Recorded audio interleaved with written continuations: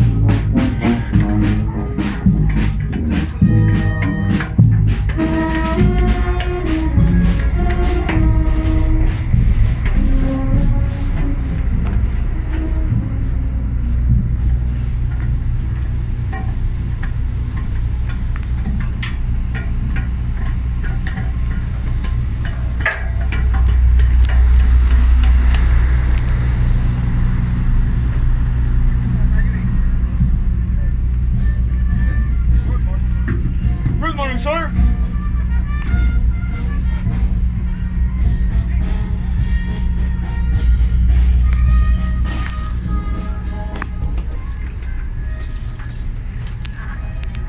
Sire, by the custom of powers invested right in King Neptune and Queen Amphitrite, who sent us to your mighty ship, where he cannot take time honoring to forever lead his domain, without the stamp of the trident sigh. Before this mighty ship of war, I shall read His Oceanic Majesty's message. Message number 001-Papas-02-0800 Hotel, September 2021.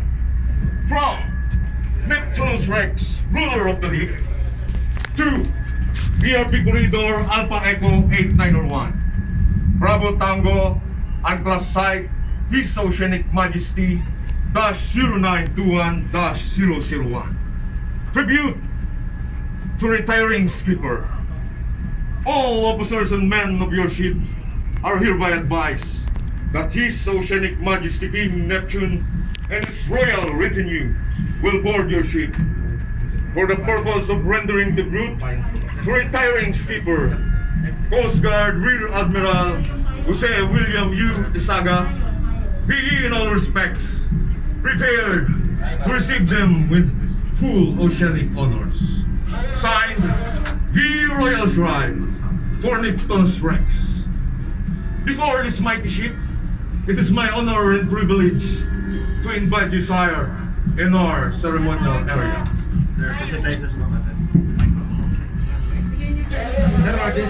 At this juncture, The honoree, his wife, and the invited guests will proceed to the ceremonial area and proceed to Secretary of State.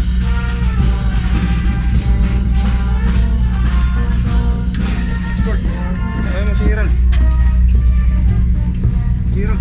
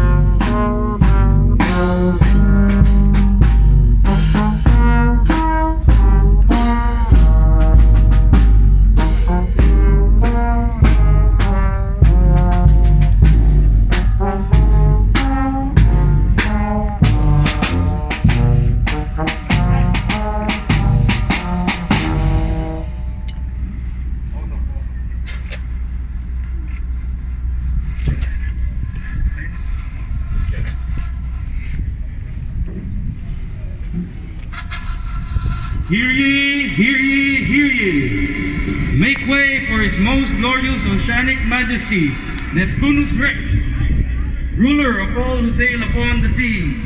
Hear ye! All hail King Neptune! All hail King Neptune! All hail King Neptune! All hail King Neptune! All hail King Neptune! May we request all participants to attention for the Oceanic Anthem.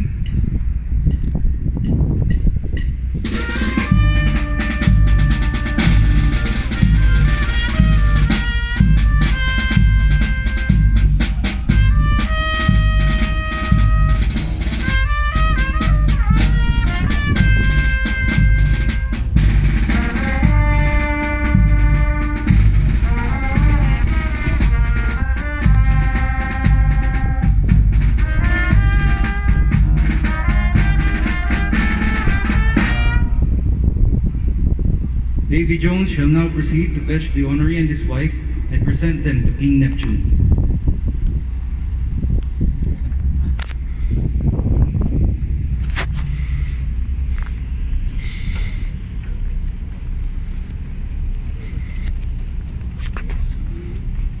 In humblest duty, sire, may I invite you and your wife to King Neptune's court.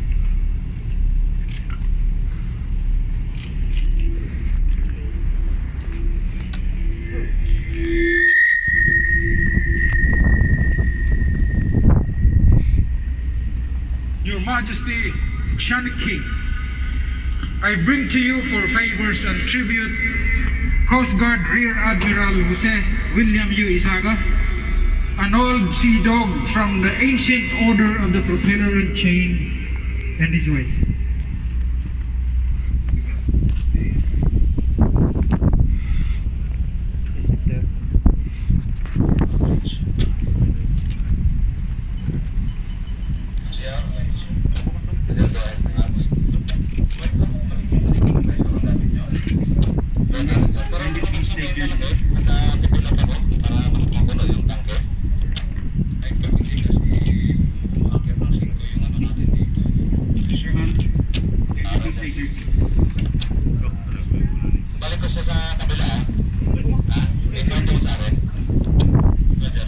King Neptune is glad that this moment has come, for he has waited years for this glorious day.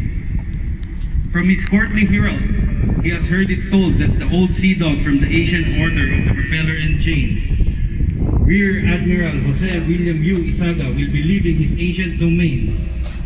It is seemingly so right that he shall be entitled to Viking's honor and tribute, not only for keeping King Neptune's mermaids all hot to trot, but by his great sacrifice and achievements during his time at the sea. At this moment, may we request His Oceanic Majesty King Neptune for his tribute message to the honoree.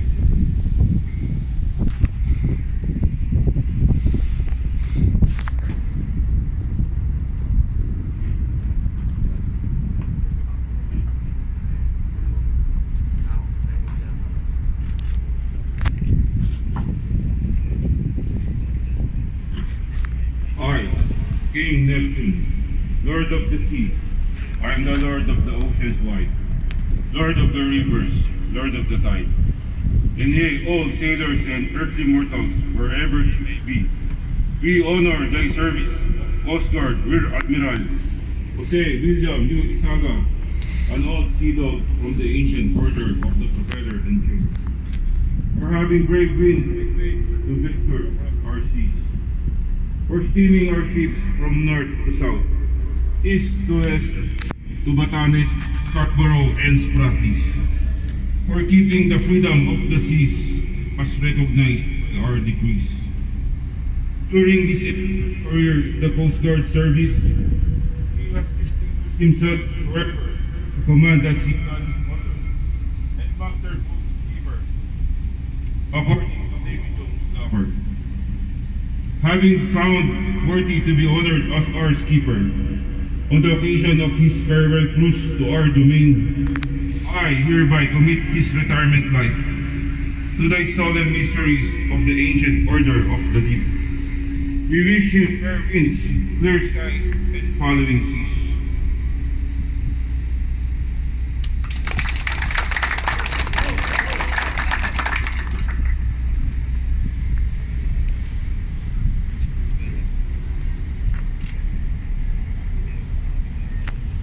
Thank you very much, Your Royal Highness, for that very inspiring message.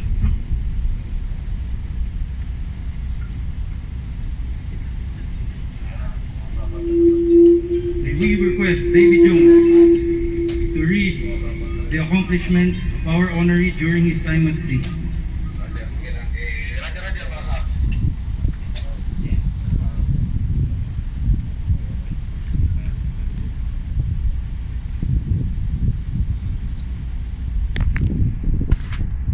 Coast Guard Rear Admiral Jose William U. Isaga's illustrious career at sea began on 01 December 1989 when he was assigned aboard his first vessel, BRP Palawan PG-64. Aboard the said vessel, he honed his skills and gained knowledge with regards to the operations aboard a commissioned vessel. Another opportunity arose when he was assigned as a deck and gunnery officer of BRP Badjao AE-59 on 17 February 1991. At the culmination of his junior billet, he was designated as the engineering officer of BRP Tiran Pass AU-100, where another set of challenges awaits him. Aboard BRP Tiran Pass, he was given a senior role as the acting executive officer of the said vessel.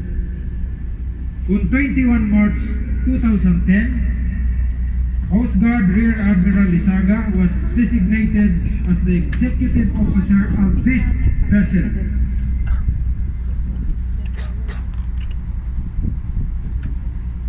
BRP Corregidor AE-891, and applied the knowledge and skills he had accumulated during his junior year.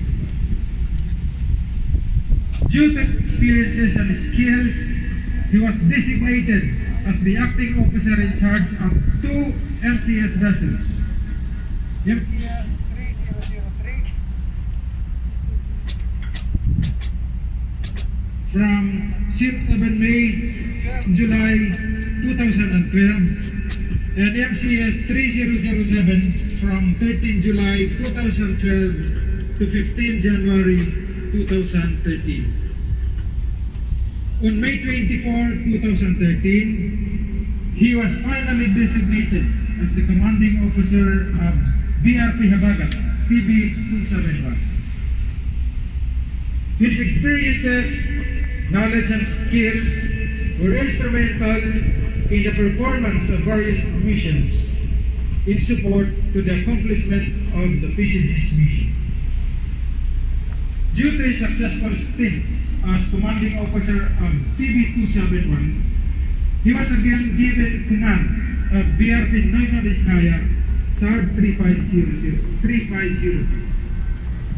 Again, his skills and experiences significantly helped the organization in ensuring that all tasks were carried out successfully. At the culmination of his career at sea, he was designated as the commanding officer of BRP San Juan, SARB 001 from 02 September 2014 to 15 April 2015. During this time, he earned the most coveted Command at Sea badge, a testament of his accomplishments, experience, and skills as a skipper of various PCG vessels. His more than 9-year sea duty tour taught him the importance of the promotion of safety of life and property at sea and the protection of marine environment. All of these accomplishments were dedicated to the service of the Filipino people.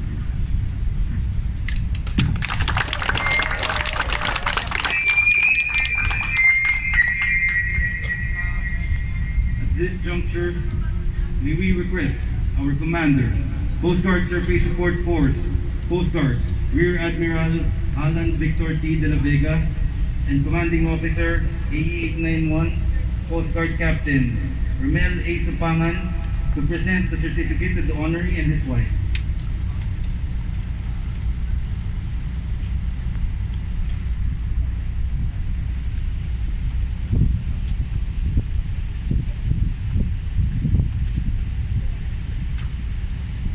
Allow me to read the contents.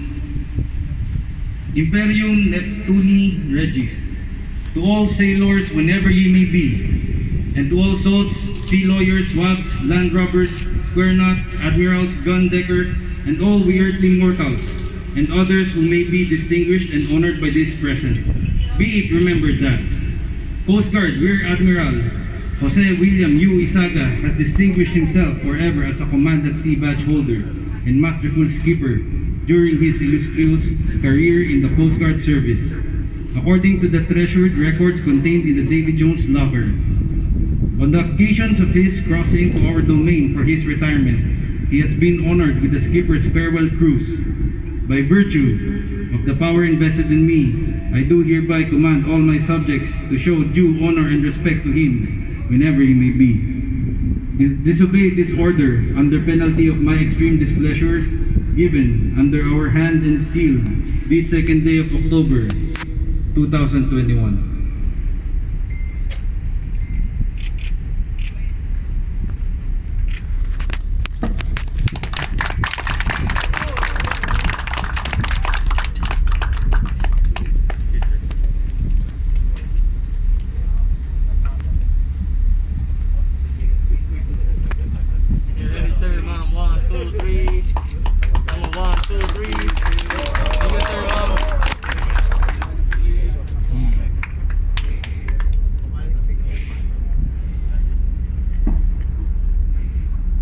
Pagpupugay.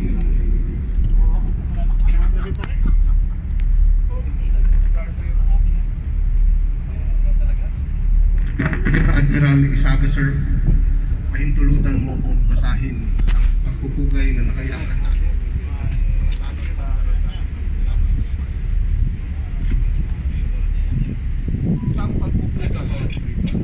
Isang pagpupugay sa natatanging mandarakat, sa angking kagalingan, dedikasyon, pagsisikap at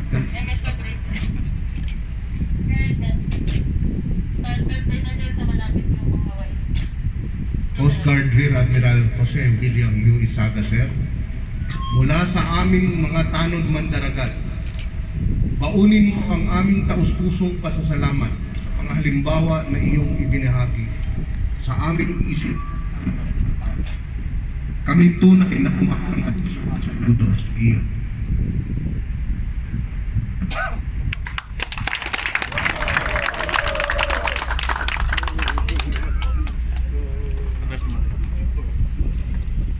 Okay, ready sir, 1, 2, 3.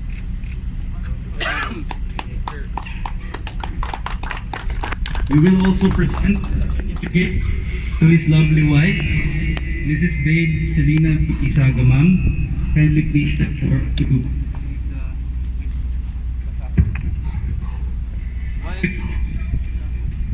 the contents. Wife Emeritus, to all who shall see this presence, greetings.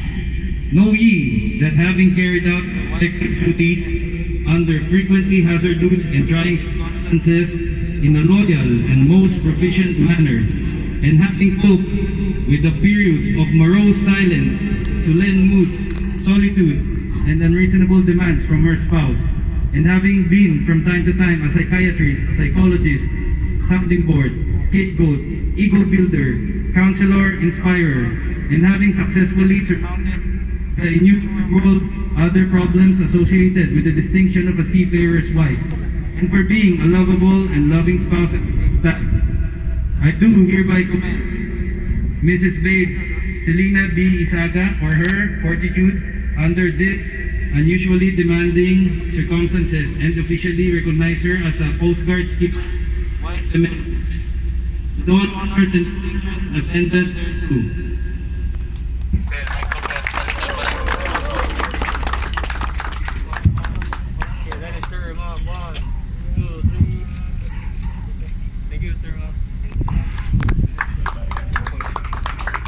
Kindly please all take your seats.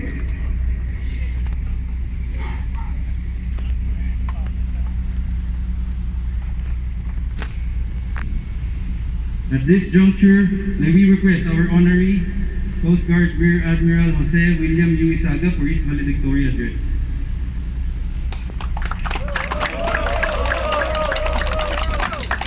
Kindly take seats.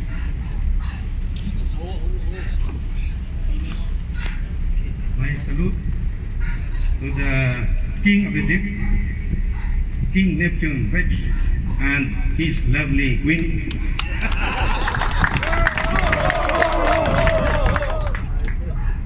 To the noble steward of King Neptune, Baby Jones.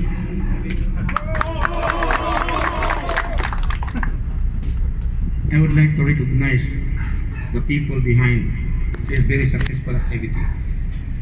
Most especially the very energetic, very snappy, flag-rank officers of the Philippine Coast Guard nowadays.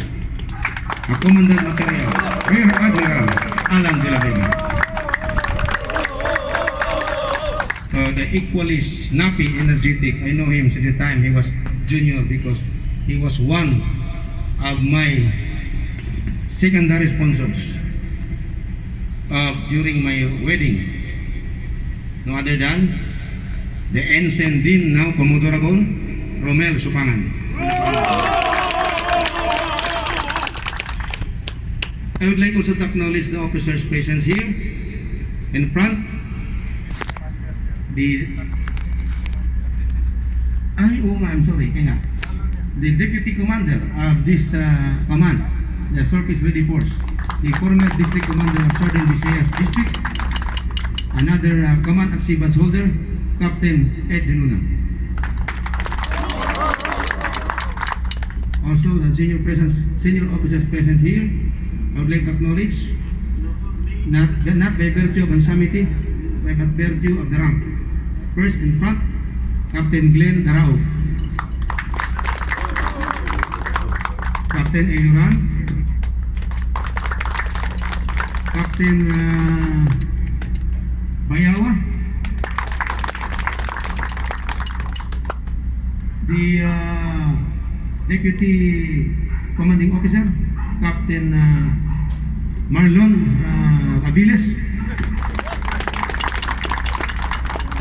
Commander Giselle, my very snappy communication officer during my time with the CGYs, Commander Ventura,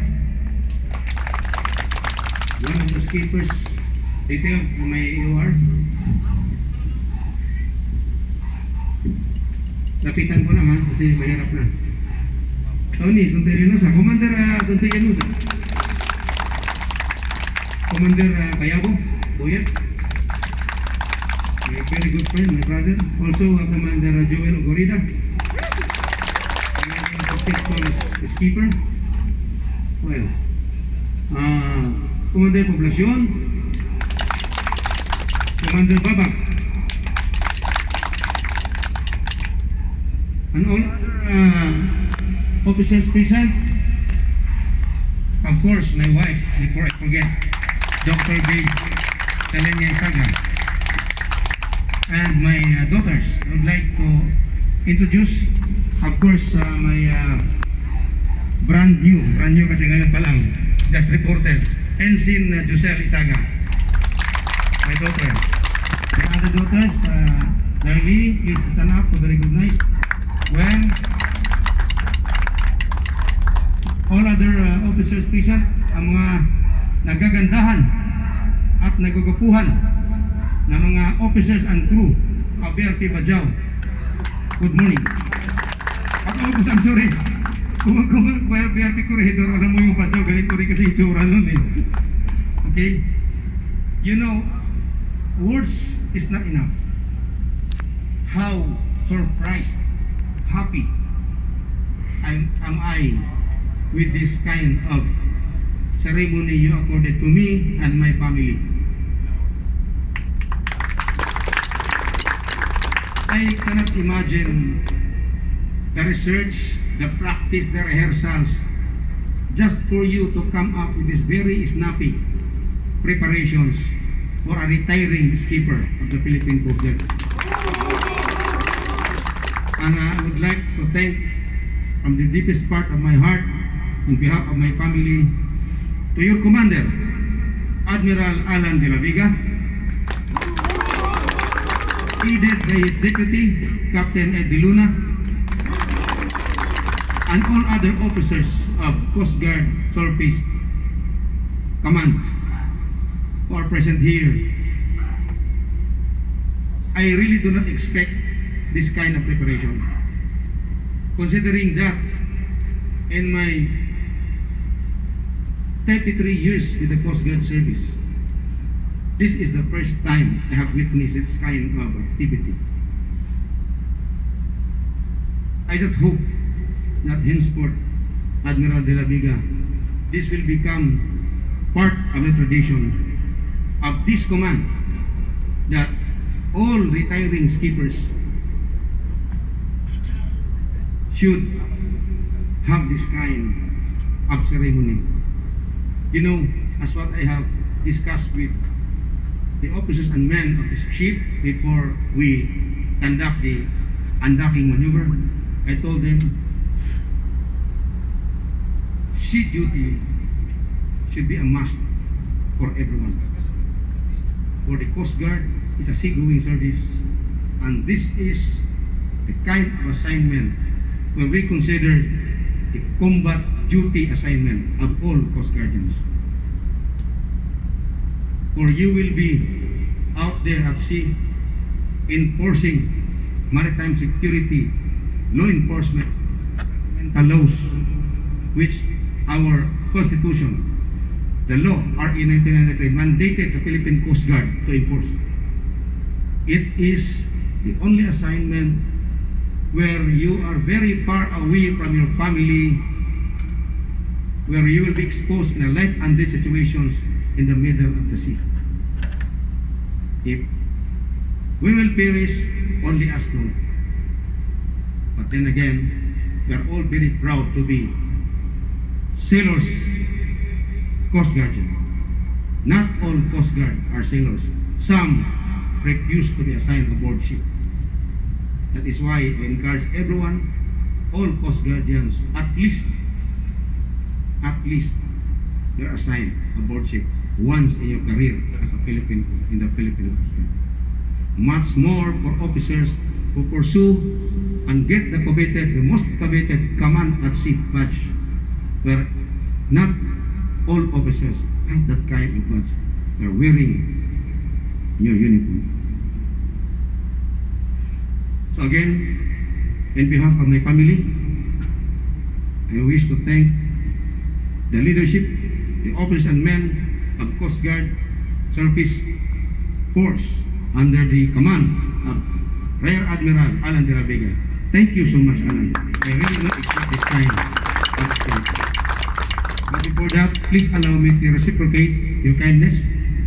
Dexter, please allow me to give this simple memento of mine, Alan, since I should have given this memento to you, if only for not to the COVID, because I will be inviting you to visit my command, but it never happens. So now I'm bringing this memento for you. This is a simple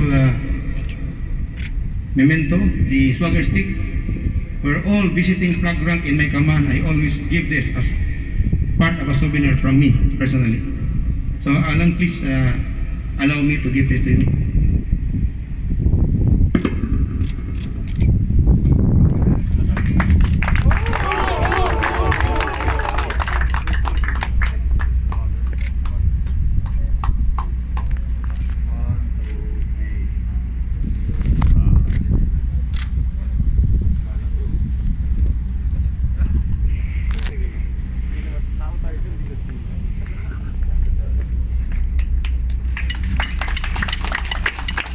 Thank you very much, sir, for that humble and very inspiring message.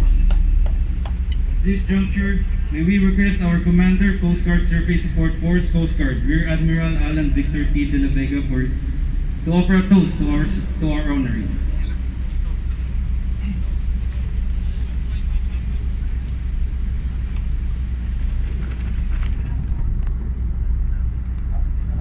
While waiting for our wines, Admiral Isaga, sir, did you know Admiral Isaga was ahead of me during our shipboard billet?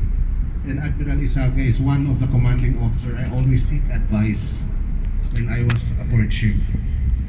And not only that, Admiral Isaga has been my immediate superior when he was Chief of Coast Guard Staff, and when he was with the SSF when we were together trying to finish our commandancy.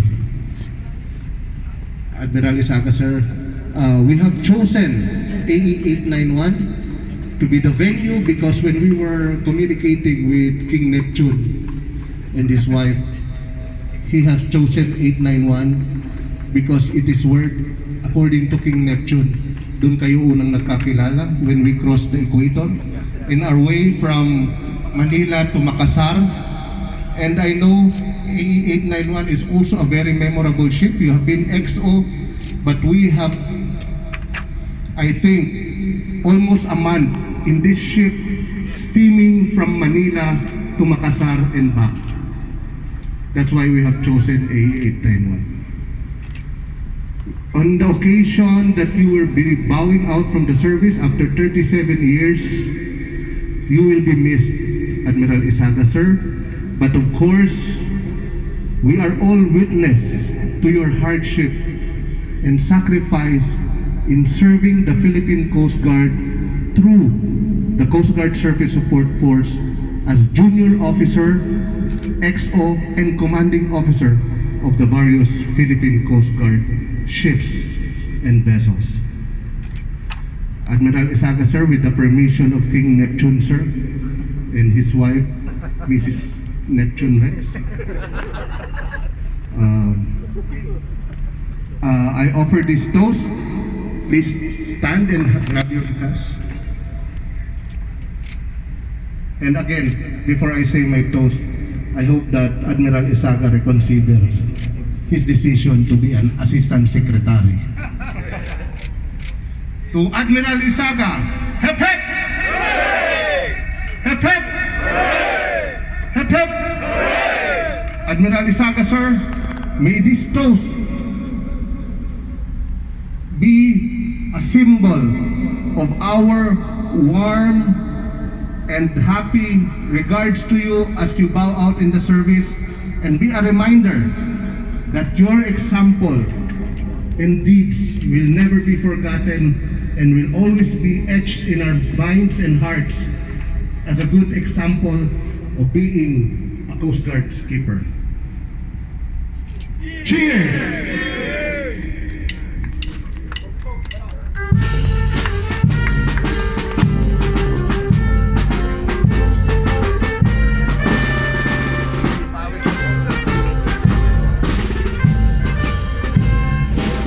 Bottoms up!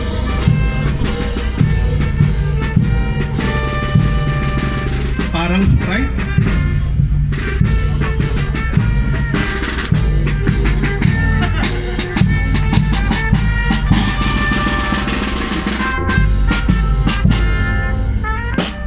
Hello. Thank you so much. I really do not expect it again, this kind of activity. Napaka-snappy po. Sana naman, regardless kung hindi na si Admiral De La Vega ang nadidito, ito yung mga kind of traditions na hindi pwedeng babaguhin, hindi pwedeng i-stop, regardless kung sino-sino uupo dito sa command na to. So sa mga junior officers, pakiusap ko, senior officers coming, na mga future commander of this kind of command, please observe this kind of tradition. This is the one that identifies us from the others. We are the only one having this kind of tradition in the whole Philippine Coast Guard commands. Ito lang ang mayroon nito. Maraming salamat.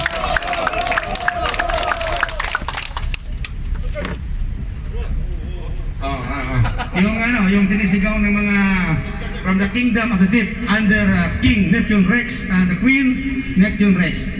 Paano sigaw yan? Again. Ready? Yeah, thank you. May I request everyone to please stand by for a photo opportunity.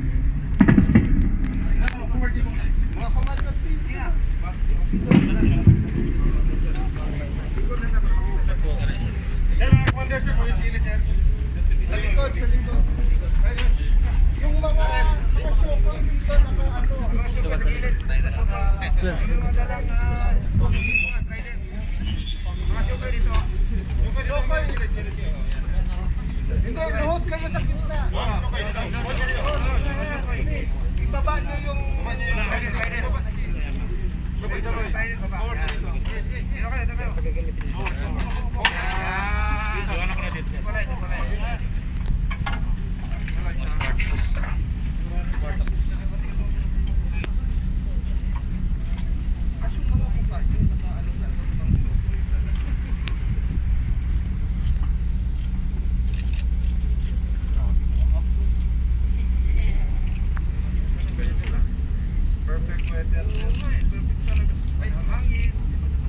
Si Boyet, pati di sumama si Boyet. Mga JO sumama na. Tara. JOs. Sige na kayo.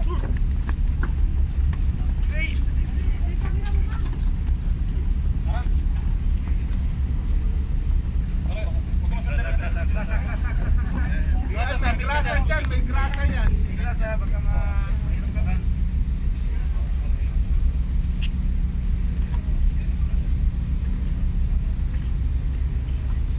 Dito naman Pau.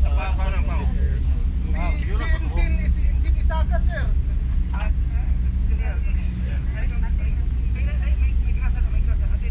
sir, mga Dito kayong dalawa. Dito kayo para balance. Yan dito. mga daughter mo, sir. Dito ka, sir.